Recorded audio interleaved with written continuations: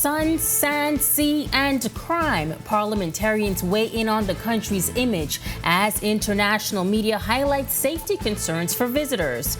Plus, collaborative efforts. The opposition and top cop coming together to formulate crime-fighting initiatives. And later, Bahamas The Kitchen takes you on a curated love experience. We'll show you how you can cook up the love all month long. These stories and so much more as Our News Weekend starts now.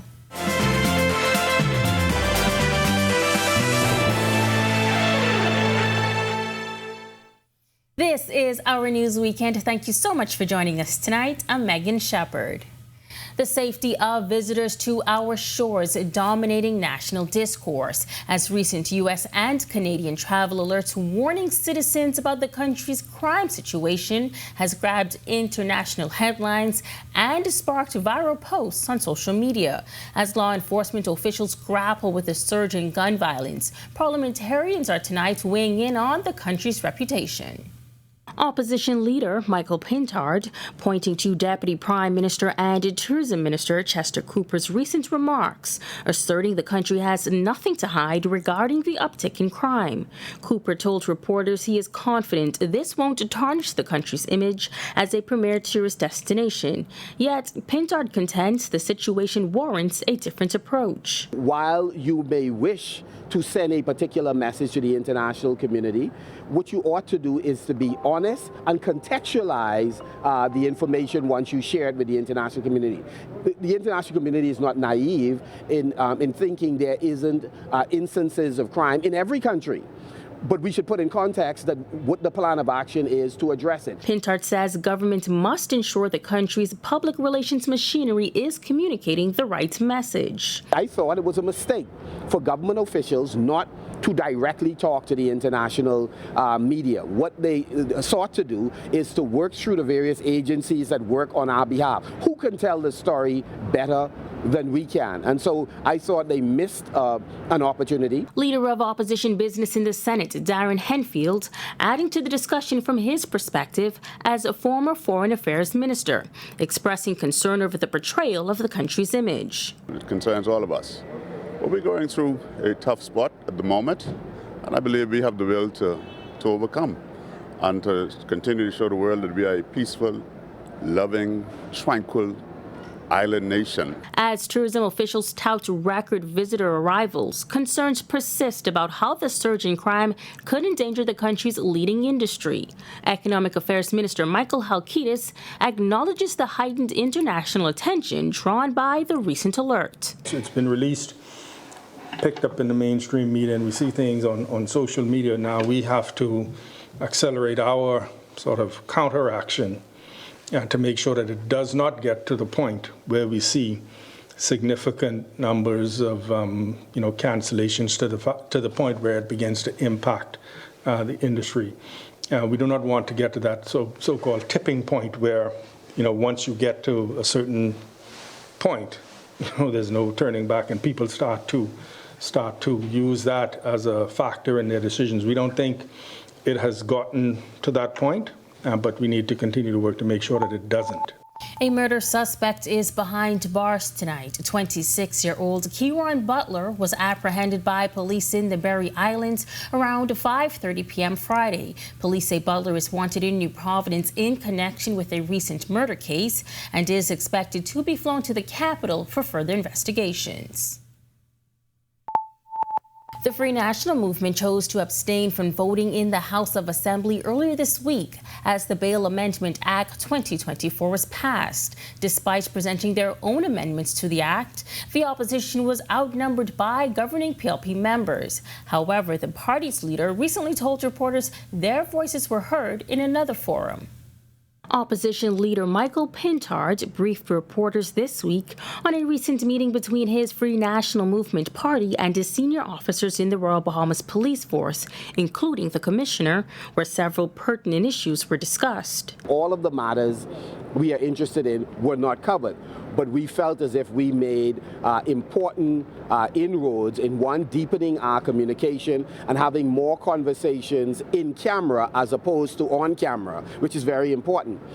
We had a chance to hear about the crime fighting strategies, particularly as it relates to the recent spree of murders, and that was very helpful. According to Pintard, it's just the first in a series of meetings to come. We were able to give feedback to the commissioner and his team in terms of some of the strategies that we have documented. We have carefully put pen to paper by submitting to the government a list of recommendations, and we have also, through our press conferences, listed additional recommendations. So we had a chance to talk about a number of those recommendations with the commissioner. He says they were also able to explore the technology being used for crime interdiction. That was very helpful. I encourage every member of the public or stakeholder groups that's interested to contact the commissioner in order to see the kinds of things that are being done behind the scenes. We did raise the issue about whether or not they are properly resourced to get the additional things that are required. And when it concerns to the perceived unfair treatment of FNM supporters, it's an issue Pintard said is being addressed. And we had a chance to candidly express our view. And we also said to the commissioner, we do not wish to in any way impugn his character. What we want is we want a fair playing field. We want an even ground in how all politically exposed persons are dealt with by all agencies of government, including the police. And I believe that we made significant headway, and we are going to have additional meetings to address any outstanding matters. But we stand with all stakeholders, including the Royal Bahamas Police Force, in fighting a common enemy, which is the violence on our street and unfortunately the deaths of many of our children. Well, meantime, saturation patrol said to be yielding positive results. As a top officer in the Royal Bahamas Police Force says, the aggressive law enforcement effort has led to dozens of arrests and multiple firearm and illicit drug seizures. Deputy Commissioner of Police Lehman Delaveau telling Our News this week, over the last 6 months, rigorous road operations and heightened police visibility have been effective tools in the crime fight. The saturation patrol is yielding extremely good success, very, very good success.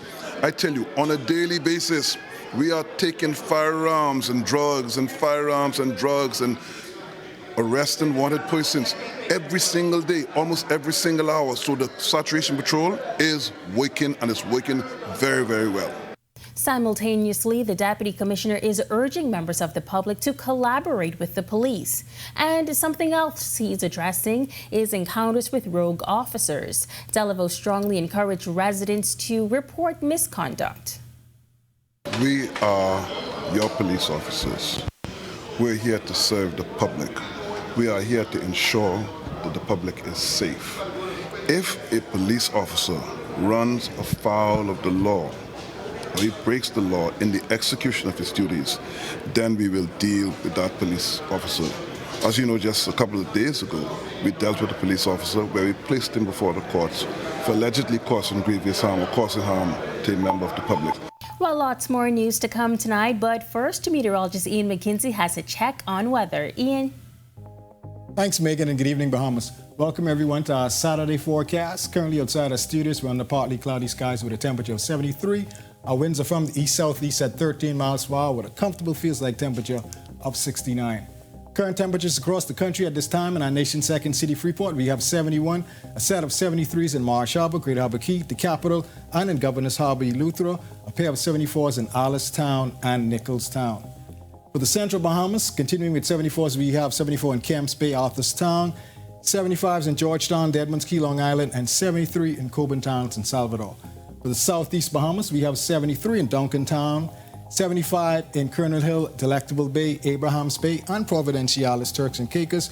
Rounding up our temperature profile, the deep south Matthewtown coming in at 77. Taking a look now at a satellite and radar imagery where we have some moisture across the area, not much in terms of shower activity, high pressure in complete control of the weather. Stick around, we'll tell you more about this high pressure system straight ahead. Still to come on Our News Weekend, the deeper impact of crime. A local guidance counselor shares the importance of positive role models.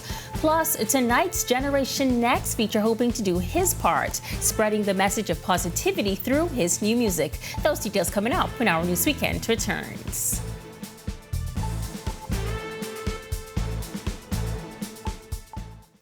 Are you or a loved one under medical care? Do you need affordable medical supplies? Ports International is the largest home healthcare supplier. Medical supplies at the very best price, and you can even shop online. From hospital beds to wound care, wheelchairs to walkers, Ports is a one-stop shop for your medical supplies, and we accept insurance. We have online shopping and 2 locations to serve you, at the Airport Industrial Park and Shirley Street. We also ship to the Family Islands. Shop online and visit us on Facebook. Call Ports at 377-1771.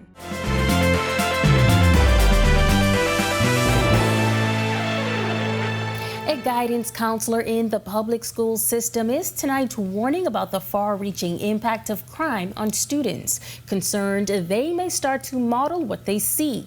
The current crime situation has become a kitchen table talk for many families, asking the question, how did we get here? Our News recently produced a report on recent murders, available now at ournews.bs. But the question prompted our discussion to go a little further with Jemiah Pratt-Ramming, who says counselors are employing every available measure, starting as early as the preschool level, to prevent at-risk behavior among students. Students model what they see. So a lot of what's going on in the school environment is modeling behavior. We have to take a first-hand look at teaching our children social skills, good social skills, positive problem solving, conflict resolution, to ensure that they are able to mitigate any conflicts or problems that arise. We have to teach them to have a mindset where they're looking at problems as opportunities, to take on the challenge so that they're able to say, okay, this is going to hurt for a while, but I can overcome this. And Pratt-Ramming says educators can't do it alone and encouraged everyone to get involved. We need the help of the community, the parents. Even what our children listen to helps to model behavior that may not be becoming. It's not what we want. So even in the drive to school in the morning, parents, monitor what you have them listening to on the radio. Let's listen to some uplifting music that's going to build their character, because it's all about character development. No matter what skills you have, no matter what education you have, it's the character that you have that's going to determine how far you're going to get in life. And now to our Generation Next segment, where we introduce you to the 31-year-old Cephas Brown, also known by his stage name, C-Rock 242. This past Wednesday, Brown was invited to the House of Assembly by the Speaker of the House, where she highlighted the positive message she's spreading in his latest song, No More War.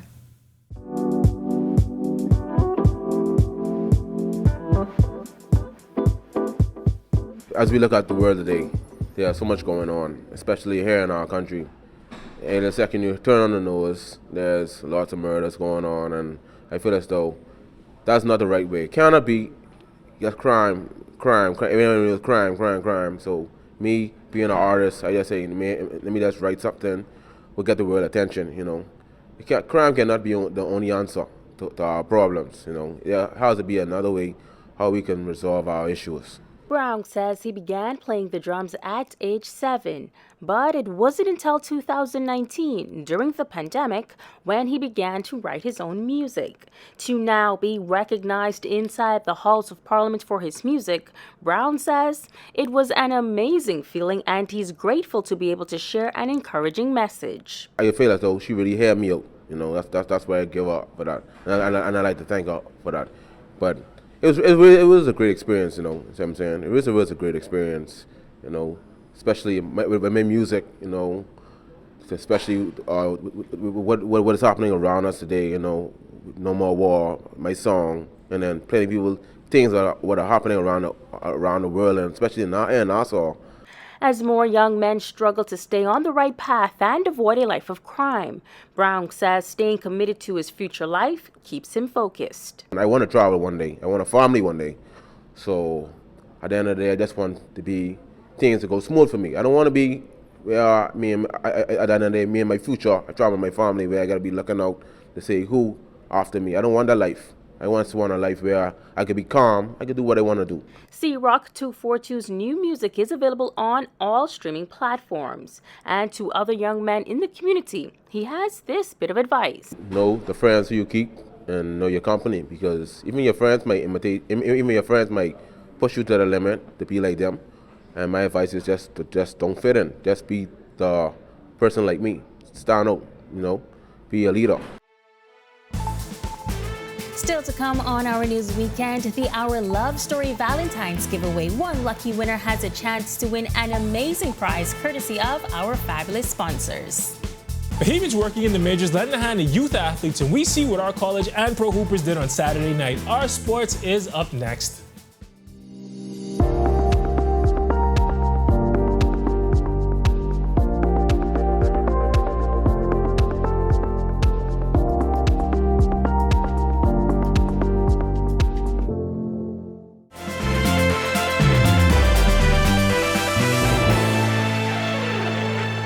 Back. Well, Jonquel Jones is inducted into our alma mater's Hall of Fame, and Buddy plays his first game with his new team. Tage Adderley is here with Saturday Sports.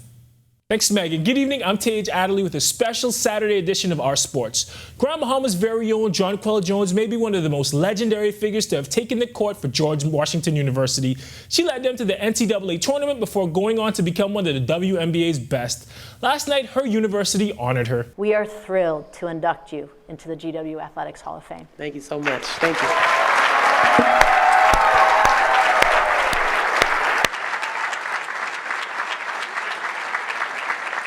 That was George Washington University Athletics Director Tanya Vogel inducting Jonquel Jones into the university's Athletics Hall of Fame in a ceremony last night. The Grand Bahama-born center averaged 15.4 points per game in 3 seasons there after transferring in from Clemson following her freshman year. She would graduate as the third Colonial ever to score 1,000 points, grab 800 rebounds, and block 100 shots in her career. Here she is reflecting on her time at GW. I think I just focused on the task at hand and tried to build myself and develop myself for what the nearest goal was, and then just build one step at a time from there. And so it's definitely possible. Anybody in this room, I was a student here, and I walked the same halls as all of you, and you guys can do it as well. Congratulations to JJ on a stellar college career. Now we're going to talk about another Grand Bahama Hoops legend. Buddy Hield made his debut with the Philadelphia 76ers last night. The 6'4" long-range bomber from Grand Bahama lived up to his Buddy Buckets moniker last night, scoring 20 points, including a clutch layup with 1:21 left in the game to go with his 4 rebounds and 6 assists. Unfortunately, that wouldn't be enough as his Sixers lost to the Atlanta Hawks 127-121 behind 37 points and 12 assists from the Hawks' Trae Young. Kelly Oubre led the Sixers with 28 points and 12 rebounds on the night. Buddy and the boys are playing the Washington Wizards right now, so they'll have a chance to pick up a win there. Before we go, St. John's got the sweep last night in the girls' basketball finals. The Mighty Giants owned Friday night with both girls' teams winning Game 3 of their respective series to take BISS titles. In the junior girls' game, they defeated SAC 15-12 in a defensive struggle, while the senior girls played a thriller against Kingsway in the finale, prevailing 36-34. St. John's also took the junior boys' title as well. Congrats to all 3 teams. That's a wrap for sports tonight. Until tomorrow, I'm Tage Adderley. Have a great Saturday night. Thanks so much, Tage. On the other side of this break, I take my talents to the kitchen. Bahamas' interactive culinary experience setting the stage for romance this Valentine's Day. That's coming up when Our News returns.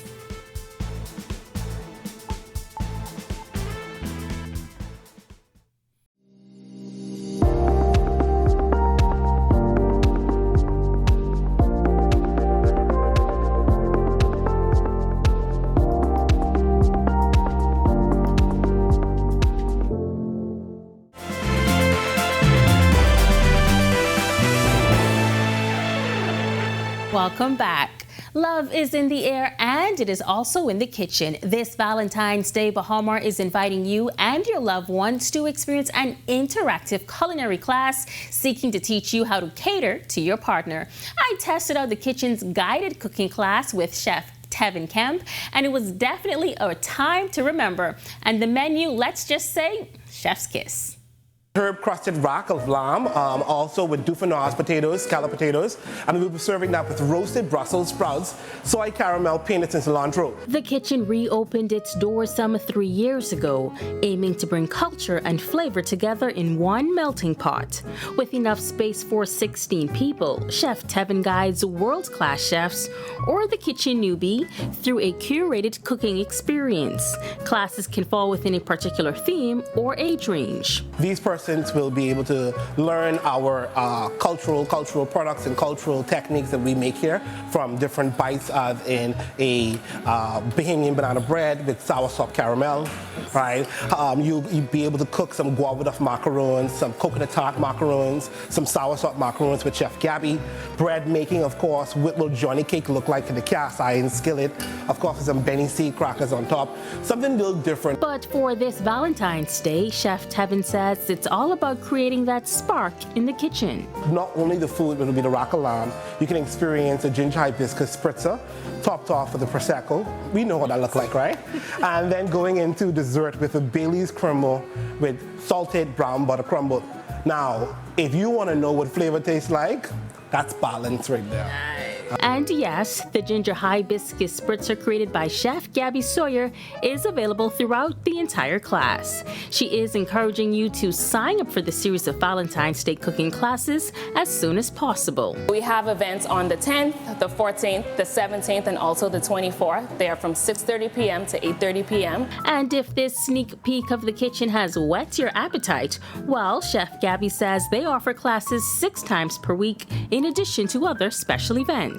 Birthdays, anniversaries, milestone events. We also host a lot of corporations here, so it's perfect for team building, and you can do things from baking to cooking classes. We even host mixology classes. That's my favorite class of all.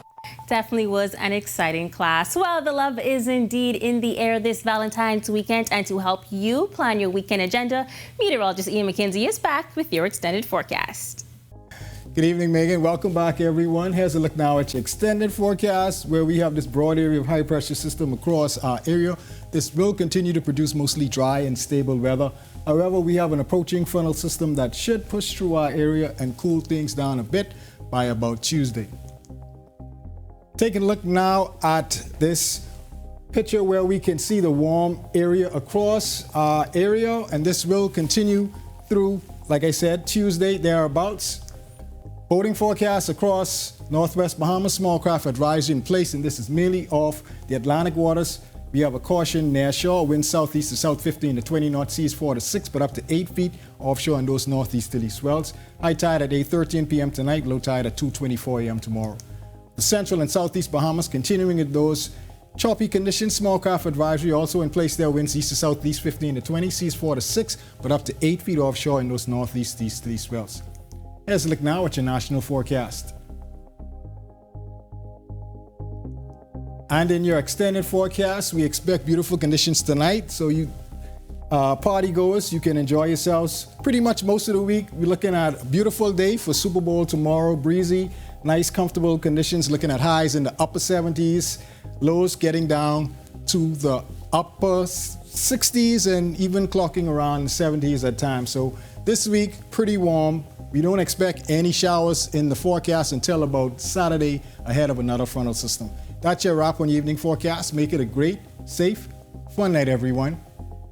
And now it's time to announce the winner of the Our Love Story Valentine's giveaway. 15 amazing fans have a chance at this week's surprise gift. Let's find out who the winner is. Indira Dawson, you have earned a fantastic prize. 2 massage coupons from Relax and Escape Mobile Spa. Congratulations again to Indira Dawson. You will be contacted by our digital team about collecting your prize. Happy Love Month to you, and we hope you have an amazing day. But wait, the love doesn't end here. Make sure to stay tuned tomorrow evening as we reveal the final winner of our Valentine's giveaway. Thank you so much for joining us for Our News Weekend. On behalf of the entire team, I'm Megan Shepherd. Have a safe and wonderful evening.